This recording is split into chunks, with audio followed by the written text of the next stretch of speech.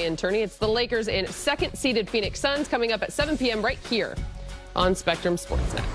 We say hello and welcome to Access Sportsnet Lakers, brought to you by your Southern California Toyota dealers. I'm Allie Clifton, joined by the one and only Hall of Famer, Big Game, James Worthy, 7-time champ, Big Shot, Robert Ory. We also want to say Happy Mother's Day to all of the mamas out there. You are loved, appreciated, and truly the real MVPs.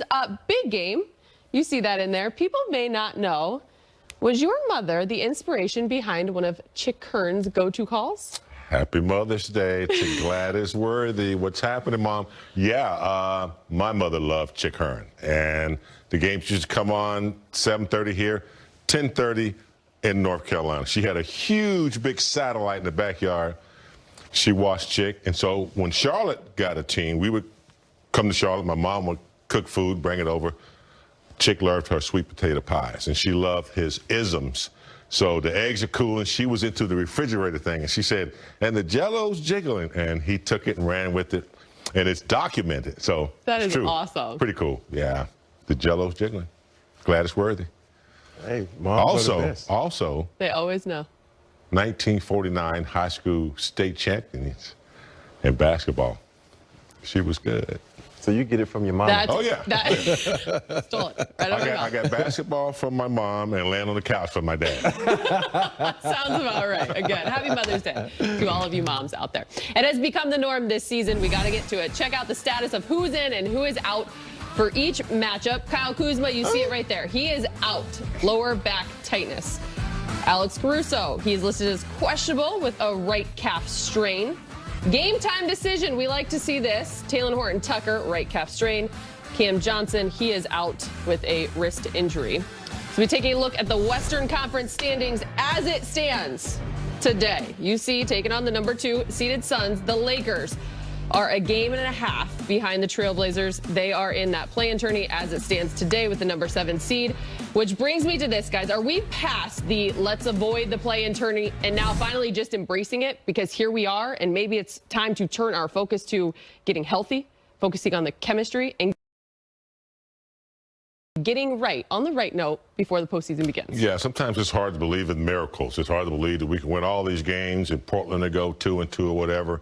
You have to face what's in front of you now, and you have to, talk about no practice time. Now you have some time. It's going to be playing in games, but you do have to focus on hopefully getting everybody back healthy. That's the number one thing, and then you're going to have to kind of re-jumpstart your engine again, which is going to be the most difficult thing. Not having practice time, not having people in sync, Schroeder out, Tucker out. Got all these scenarios, but it's going to be a biggest challenge. But if they get everybody back healthy, I think they might be able to reboot and get going again.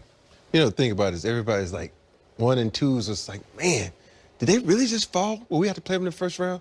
And LeBron James is coming back? Oh, man. Really? And the thing about it is the Lakers have the opportunity to do something incredible. Yes.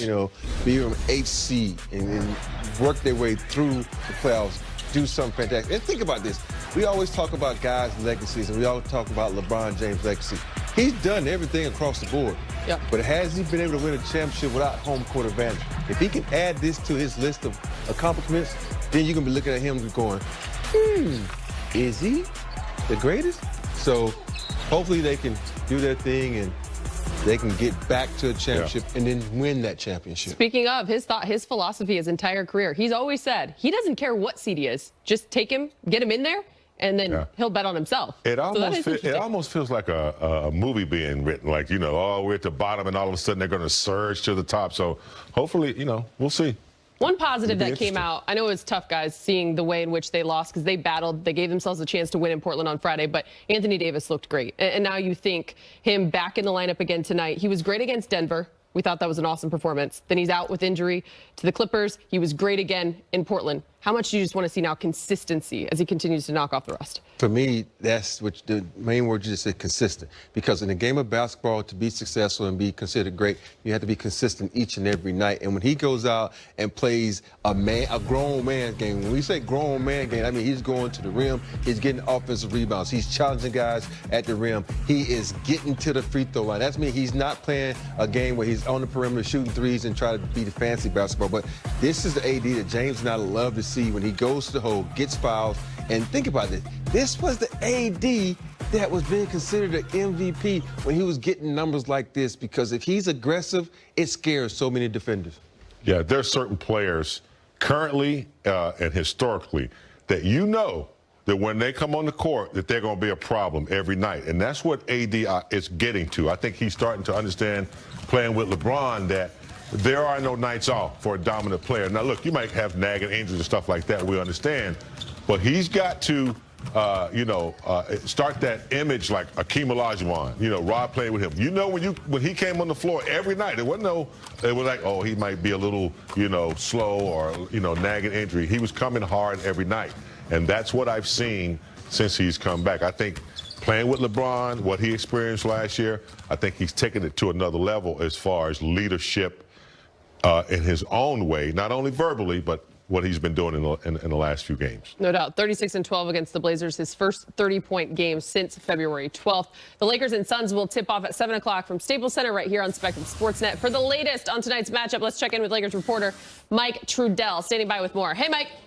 Hey guys, what's happening? So just zooming out a little bit and looking at this playoff picture, Ellie, as you referred to, it's going to be really difficult for the Lakers to get out of the 7. I think about if Portland really struggled and went 1-3, the Lakers would still have to go 4-1 just to catch them. That means that tonight's opponent, Phoenix, there is actually a pretty good likelihood, if they stay at the 2, there could go back and forth with Utah still, that this could be a first-round matchup if the Lakers